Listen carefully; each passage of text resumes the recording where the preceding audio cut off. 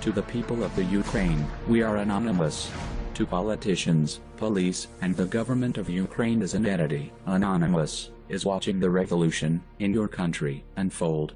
We are paying close attention to the brutal and barbaric police suppression with which these demonstrations are met with ever-growing concern and rising anger.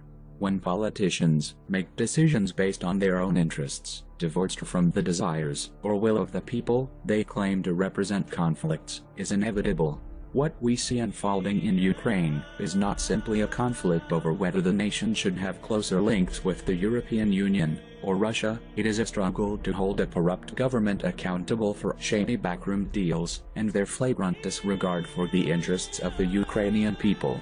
When President Viktor Yanukovych caved into pressure from Russia and abandoned the EU agreement a week before it was to be signed, he showed contempt for Ukrainian voters and a craven inability to stand up for himself, his government, or the democracy he claims to represent. We see on the streets of Kiev and other cities a population angered by government deceit, exercising their democratic rights. The Ukrainian government has shown its cowardice, yet again, by unleashing uncalled for violence against the protesters at the hands of the riot police, protecting the interests of the autocratic authorities. The choice is obvious when we see photos of unarmed Ukrainians, bloody but defiant, facing off against an overwhelming force of well-armed and trained officers. Anonymous favors the underdog, the courageous that are willing to risk their life and limb for a cause that moves them to great action. This desire to take risks to enable change is one that Anonymous understands only too well.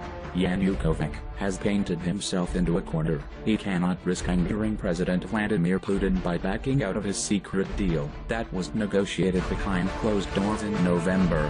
However, neither can he risk further inflaming the fury of his own people. It would appear to be a balancing act that is destined to see him topple. So, what is to be done in the Ukraine now?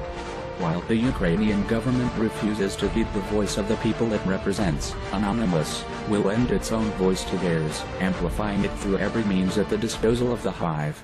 Yanukovych, for treading on the aspirations of your people, for the violence unleashed on activists, journalists and protesters seeking change.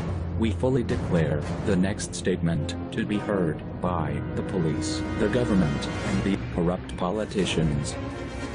Operation Ukraine engaged. We are Anonymous, we are Legion, we never forgive, we never forget. To the government of Ukraine, to the police, expect our full wrath.